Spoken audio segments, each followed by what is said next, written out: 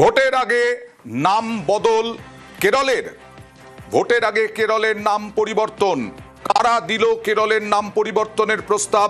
কেরলের নতুন নাম কেরলম কারা ঠিক করলো, কারা অনুমোদন দেবে এবং তাতে লাভ কি, বিষয়টা জানতে চাইবো প্রতিনিধি মৈত্রীর কাছ থেকে। মৈত্রী, দেখো, আজকে কেন্দ্রীয় মন্ত্রিসভার তরফ থেকে কেরলের নাম বদল করে কেরলম করার প্রস্তাবে শিলমোহর দেওয়া হয়েছে এবং আজকে মন্ত্রী অশ্বিনী বৈষ্ণব তিনি এই কথা ঘোষণা করেন।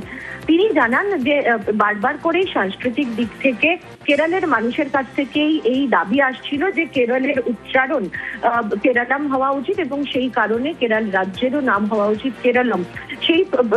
সেই জায়গায় দাঁড়িয়ে রাজ্যের তরফ থেকেও প্রস্তাবকে খতিয়ে দেখে কেন্দ্রীয় মন্ত্রিসভা আজকে এই নামে অনুমোদন দিয়েছে।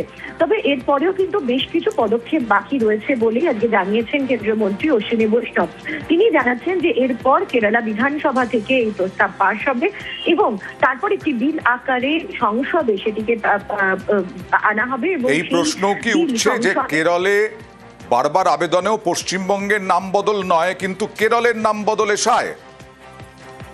দেখো, এই প্রশ্ন তো অবশ্যই উঠবে। এখনো পর্যন্ত ক্যাবিনেট ব্রিফিং শেষ হয়নি, ক্যাবিনেট ব্রিফিং চলছে এখনো অব্দি।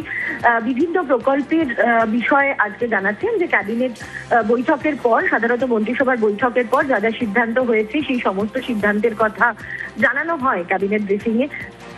এই বৈঠক ব্রিফিং শেষ হয়ে যাওয়ার পর এই প্রশ্নের সম্মুখীন তাকে অবশ্যই হতে হবে যে কেন বাংলার নাম বদল নয়, শুধু কেরলের নাম বদলের সিদ্ধান্তের শিলমোহর কেন। মৈত্রী, এখানে কেরলে যে তারা ক্ষমতায় আসবেন এরকমই প্রধানমন্ত্রী নরেন্দ্র মোদীর গলায় শোনা গিয়েছিল। কেরলের মানুষকে খুশি করতে কি বিজেপির এটা একটা কৌশল?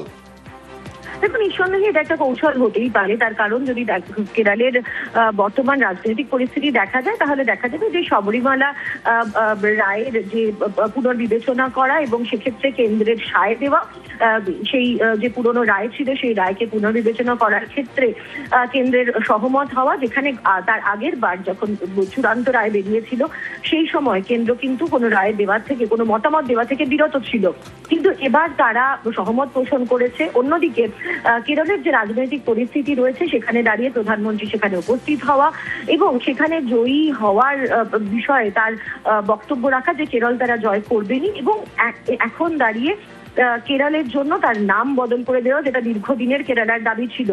ফলে কোথাও গিয়ে কেরলের মানুষের মন জয় করার জন্য এই একের পর এক সিদ্ধান্ত সেটা নেওয়া হয়ে থাকতে পারে এবং সেই দিকেই নির্বাচনের মুখেই এই মন্ত্রিসভার সিদ্ধান্ত বলে মনে করা হচ্ছে। বেশ,